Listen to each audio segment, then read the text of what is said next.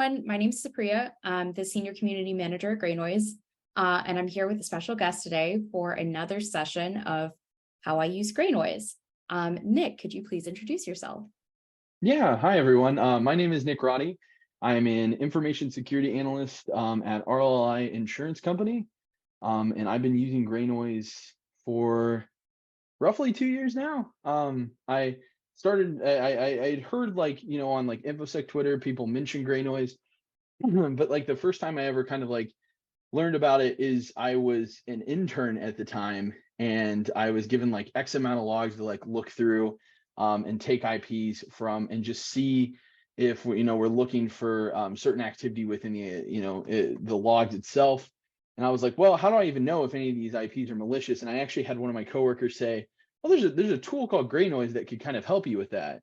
And I was like, oh, okay. And so that was like the first time I ever used GreyNoise was that, and it kind of very neatly showed like any malicious IPs, benign IPs, things that we could reasonably ignore, etc.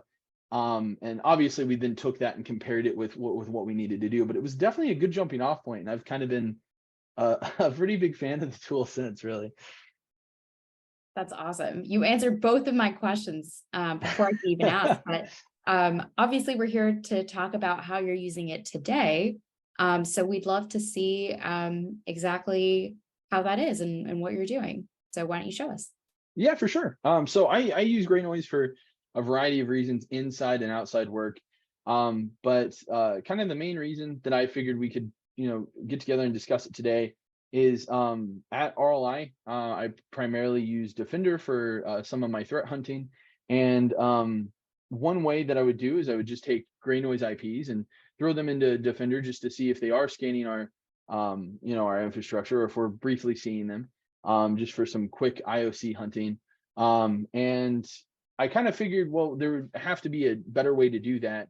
And so initially my thought was just to take a quick PowerShell script that could, format it for Defender.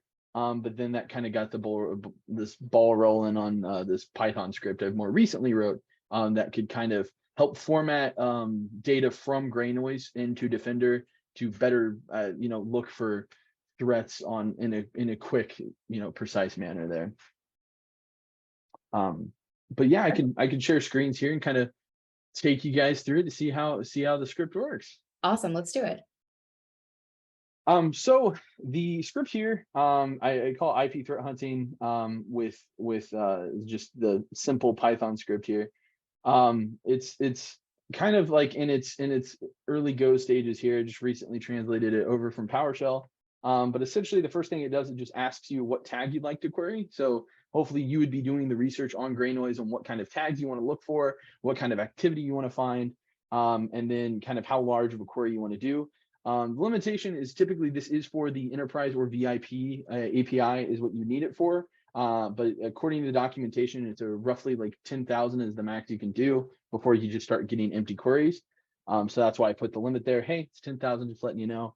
And then it actually takes what you put in tag and size, and then throws it and passes it here to the URL for our GNQL query. For the GNQL query, this is just the base one. I'm just looking for GreyNoise has seen these IPs hit recently, and we're just looking for any IP that is maliciously tagged within the tag you're specifically querying. Now, you could actually change this URL to be really whatever you wanted it to be for the most part, as far as like you want the queries to be. If you want to actually make the GNQL query more detailed, you easily could do that. This is just more something that I kind of wrote up for simplicity's sake. We're just looking for the classification malicious, the last seen within the day, and then whatever the tag you're looking for, and then the size of our query here. Then obviously we pass the API key, and then we take that response there from the URL, from the API. We convert that to JSON.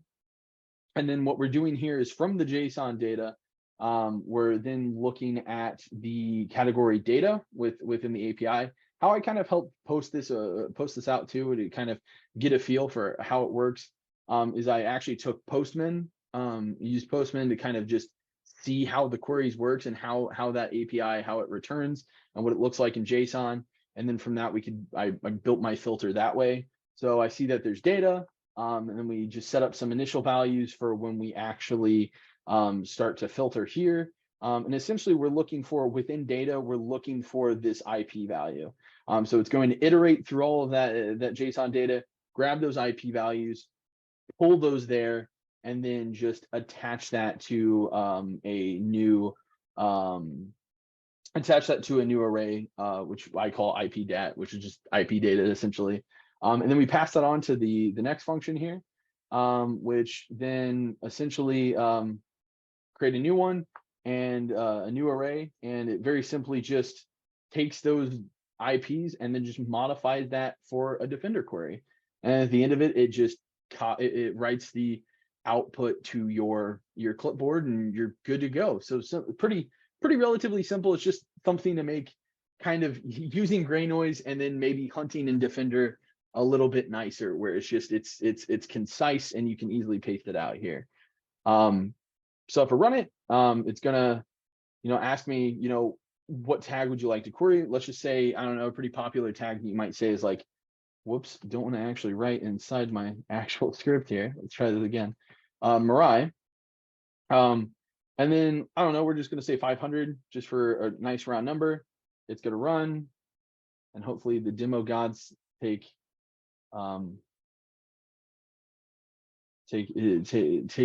mercy on me. Never. Typically it's done by now. Yeah, so after it finished, which typically it takes sooner, as you can see that it already ran when we were testing it, we're going to see the output of the old one there, but it's going to look the same if we want to test it. So essentially this is just what it looks like once it's done from that query there. Any IPs that are flagged as malicious in GreyNoise that we've seen within the last 24 hours were filtered and then added to that array. And then we have formatted where device network events, where remote IP in within that very long range there. We're just going to check. So now I'll take that there, and we will paste that. And then we will just see if we see this activity. This is actually say the last 7 days. You could obviously also, for those of you that out there that use Defender, you could query that for 30 days or within the last 24 hours, however you want to put it. And we're seeing no results within the last week. So we know that none of these IPs have hit. Now there might be someone out there going, well, how do we know that this query even works? Maybe you're newer to KQL, or just, you think I'm awful at it, which you're probably not wrong there. In that case, then what we could do is I'll just pick a random IP here. We'll delete it, and I'll just take like 8.8.8.8. And I can almost guarantee we are probably going to see this in our environment. I would bet I'd bet real money on that. We can run that query and wait for it to run here. And it is a lot of IPs, and there we go. So we actually start to see the 8.8.8 activity. So it is actually iterating through these IPs, and it is checking to see if they are there, because we are seeing that 8.8.8.8 there randomly just in the middle of those IPs. So we are seeing that, and you could, like I said, you could hypothetically do this for anything. I mean, all we really need to do is just go to GreyNoise and look at tags.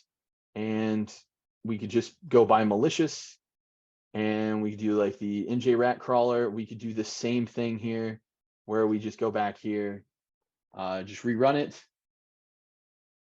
And I think we just NJ rat crawler. And I don't know, let's just do 100 this time. And we wait and hope the demo gods are nice to us. But once that does return, though, we can then just run that in our environment and see, which takes a moment here.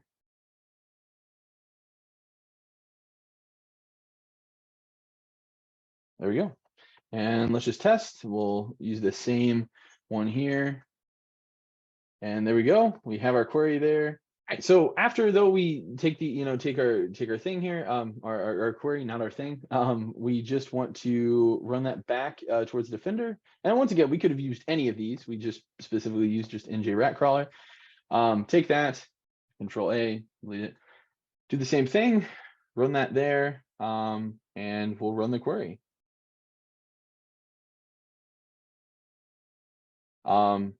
And then we see here that we actually do see this activity in our environment. This is something I've actually already looked into, so it's not like it's, hey, it's Friday. I know there's an incident now, but that's what it could be. Now you just kicked off an investigation. At this point, just because at this point now you actually want to see, is this, we know GreyNoise is seeing that this traffic is malicious. Now we can kick off at least an investigation to see, is this traffic being observed? Is this traffic successful? Are we just being scanned? Essentially, what is the purpose of this traffic? And now we can do further investigation with our team to see what exactly is occurring in our environment with just the data that we took from GreyNoise and easily formatted to Defender. And so that way you can widely use GreyNoise with your Defender instance to very easily and very quickly see if, hey, are any malicious IPs interested in any of our environment? We can see in this case, there's a good chance, yes, and we can now look into that. And so that there is essentially the script 101. you could really do whatever. I figured after this talk, it'll be up on my GitHub. So that way, if anybody out there wants to improve it or at least use it in their own work, feel free to do that. I think that's kind of the reason for it, right? You get a use out of it and improve upon it, if you will. But that's kind of it.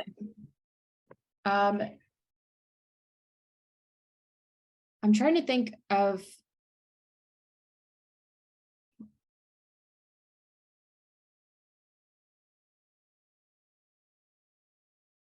okay, so I have a question for you, which is how and why Defender? How did you get started? What was the kind of reasoning behind it? Was it just enterprise need? And then Yeah, I mean that was kind of it. It was the enterprise needed Defender. That's what that's what we use in our environment here. And it was one of those things where at the time too, KQL is something that I was new to, and it's one of those things in the industry that people I've talked to at conferences like Wild West or SANS. When I talk to people about KQL, it's either one of those things that you really love or you really hate. It doesn't seem to be like one of those two, right?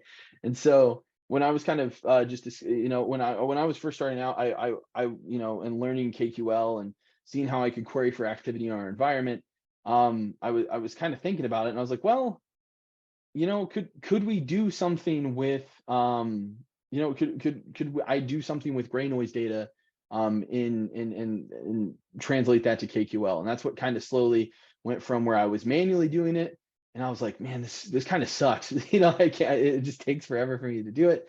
And then that kind of went to my PowerShell script, which was relatively minimal too. Then I was like, well, let's just see if we can just take the data directly from GreyNoise and then see if we can just format it to be something we can just easily drop in Defender. And so that's kind of what I thought of today. nice. Yeah, I mean, super helpful. And of course, like hundreds, thousands of people use Defender every day. So yeah, this is really exciting for us because we haven't had someone get to show off this like sort of use case before. But my final question is, if someone wanted to do this or wanted resources to know how to do this, where would they go?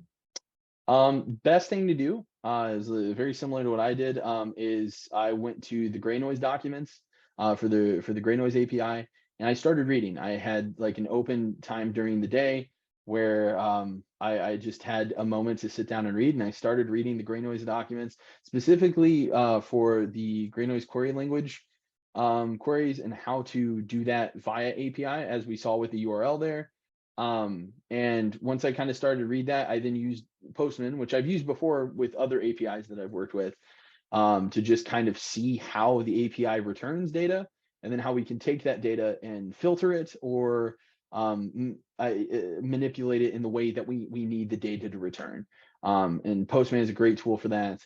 And so with Postman and the documents there, it was kind of like, okay, just piecing things together. And then after that, after you kind of learned how things worked, it was just kind of like, all right, now how do I do that in Python? And just going through, and if you are stuck on something in Python, there's tons of resources on the internet. But I primarily, if I did need to just reference that, I would just mess around with the API and then go, okay, I know how to do this with Python, so how can I specifically filter for that? The biggest problem was just filtering the JSON and actually getting it to return. But once I did, that was the big thing. So essentially learning how to filter JSON with for loops in Python, that would be the thing to Google or look up if you weren't entirely sure how to do it. That sounds just about right. Yeah, right. Awesome. Well, thank you so much for this. This was really enlightening. I know that the rest of our community is going to be really excited about this one. Is there a particular handle or somewhere that people can find you? What's your handle on Slack? Yeah, I think it's RODSEC, RODD-SEC. That's both on Twitter and on Slack. I'm pretty active in the community Slack, so I always love talking to people about things like that. But yeah, you can find me on Twitter on that. I'm also active on LinkedIn. I think it's my formal name on there. It's Nicholas Roddy put on there, but that you can see me on LinkedIn as well. But I love connecting with people and love talking to people about security all across the industry when I can. Amazing. Well, thank you so much, Nick. And for everyone else, this has been another session of how I use GreyNoise. If you want to do this, you want to put a friend or a colleague up for this, you want to put an enemy up for this, which fine, maybe, you can reach out to the community team at GreyNoise. It's just community@greynoise.io. And you too can be the creator of a How I Use GreyNoise session. And that's all for now. Yeah, that's all for now. Thanks, folks.